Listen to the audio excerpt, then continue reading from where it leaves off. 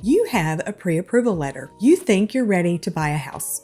You're not. Or at least you are not as approved as you think you are. And in East Texas, in this market, that difference is the reason buyers can lose houses to other buyers every single week. Here's the problem. Pre-approval letters are not created equal. They are not all the same. The one you got in 12 minutes online from a national lender is not the same letter as the one from a local lender who actually pulled your documents, verified your income, and ran you through a real underwriter. They look identical on paper. They are completely different to a seller. And when you go up against another buyer in a multiple offer situation, and yes, those still do exist, the seller's agent can tell which one you have. I'm Rebecca Williams with Leslie Kane Realty, and I'm a local real estate professional and expert in the greater East Texas area. I've sold well over 100 homes in the start of my 8th year of real estate. Over the next few minutes, I'm going to tell you the 3 biggest mistakes that buyers make with their pre-approval, what a real pre-approval actually looks like, and the one thing about how lenders work that nobody explains to first-time buyers. And by the end of this video, you're going to understand why the lender your real estate agent recommends matters more than most people realize. If you're new here, this is the Living in East Texas channel, where I cover real estate, local towns, and the parts of buying and selling real estate that nobody really talks about. This is my home buyer educational series. Check out my other videos. I'm trying to post them back to back so you can refer back to them. And I also have older videos and a home buying seminar. You guys can check all of those out here on my channel. And if this is the kind of content you're into, please subscribe. The 3 mistakes buyers make. Mistake number 1, shopping for houses before talking to any lender. I see this constantly. Buyers find a house they love, they get excited, ask me to set up a showing, knowing they would have to get a mortgage, and they haven't talked to a single lender yet. Here's what they don't realize. By the time they tour the house, they may already be too late. Sellers want offers from buyers who can close. If you don't have a pre-approval letter yet, you're not in a position to write an offer. Or to be honest, ask a seller to be able to clean up their house, get their kids or pets out of the house, and get potentially excited that someone might be interested in buying their home right now when you aren't even in a position to do so. Worse than that, the house you fall in love with may be $50,000 over what you can actually afford. And now you've anchored yourself to a house whose price doesn't fit your reality. The fix. Talk to a lender first before you start touring. Know your real number of what you're approved for. Then go find the house in that right range. Mistake number 2, using the wrong lender. Not all lenders are created equal. The big online lender that gave you a pre-approval in 12 minutes, they probably did a soft pull on your credit. The big national bank where you've had your checking account for 20 years, their mortgage department may not know your local market at all. Local East Texas lenders know our market. They know our appraisers. They know or have worked with our local title companies. They communicate with everybody in the transaction in real time. Why that matters to you. When something goes sideways in week 5 of a 30-day close, and something almost always goes sideways, a local lender will pick up a phone. An online lender's call center has a 48-hour response time. That could be the difference between closing on time or possibly losing your earnest money. I'm not saying that every national lender is bad, but I am saying that when I see a deal fall apart before we can even get to the closing table, it's almost always because the buyer used a lender who didn't communicate well, and most of the time the local lender has skin in the game to serve you well so that you'll share their name, because our businesses are built on referrals. Mistake number 3, thinking a pre-approval is a guarantee. This is the big one. A pre-approval is not a guaranteed loan. I repeat, a pre-approval is not a guaranteed loan that will close. It's a lender saying, based on the information that you've provided us, you probably qualify. Real loan approval comes from an underwriter, not a loan officer. Underwriting happens while you're under contract on a specific house. And believe me, anything can change between pre-approval and underwriting. Change jobs, the loan can fall apart. Bought a car,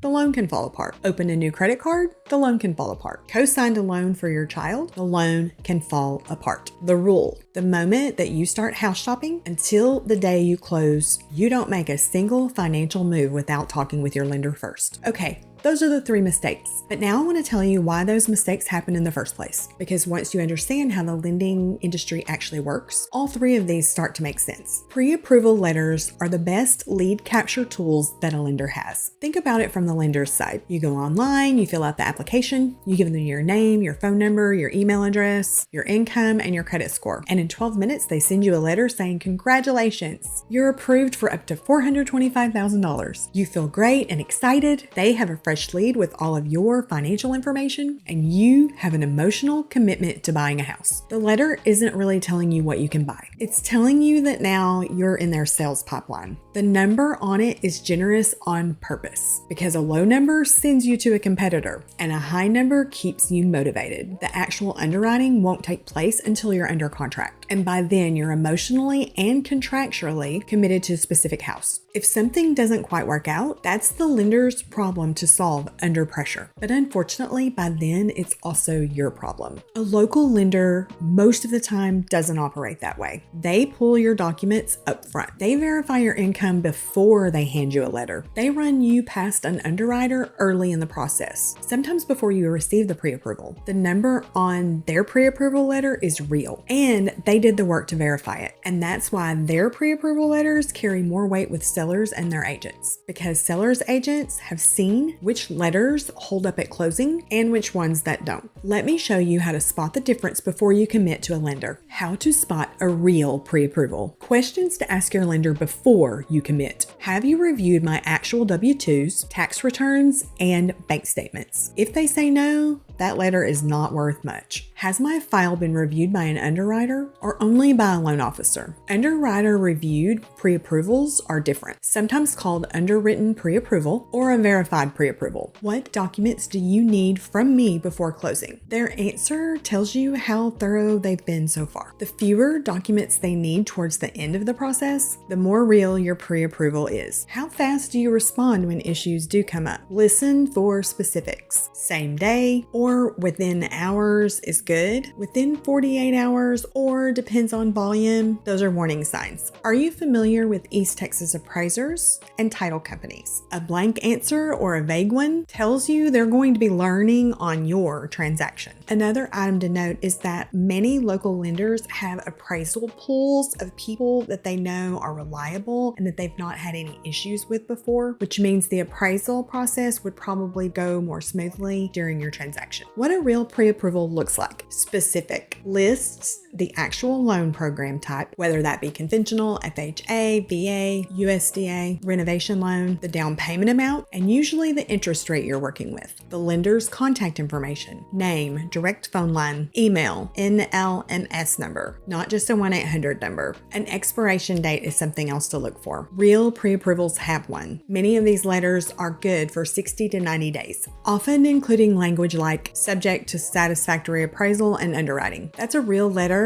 about what's still pending. What you don't want to see. A generic, this buyer is pre-approved up to X with no specifics, no contact info, and no expiration. This type of letter will hold zero weight with the listing agent and when they talk to their seller about your offer. Why your agent's lender recommendation matters. A good agent has a short list of lenders they trust. Not because we get kickbacks, believe me, I don't, but because we've watched these lenders close deals on time, we know they communicate well, and we know they will protect our buyers who are also their customers. Working with an agent-recommended local lender is one of the lowest risk moves you can make as a buyer. The reverse is also true. If your agent gently suggests that you need to talk to another lender, please, by all means, listen. We've either seen your current lender drop the ball or we know the reputation beforehand. This isn't about commissions. It's about who's actually going to show up at 4 p.m. on a Friday afternoon 2 weeks before closing to help your deal stay on track. Here's the bottom line. If you're going to buy a house within the next 6 months, your first move isn't necessarily browsing on Zillow. It's having a conversation with a real lender who's actually going to look at your finances and tell you what you can actually buy, not an online form with a national lender who may not even have a branch in the state of Texas. Not a 5-minute phone call, a real conversation with a real person who looks at real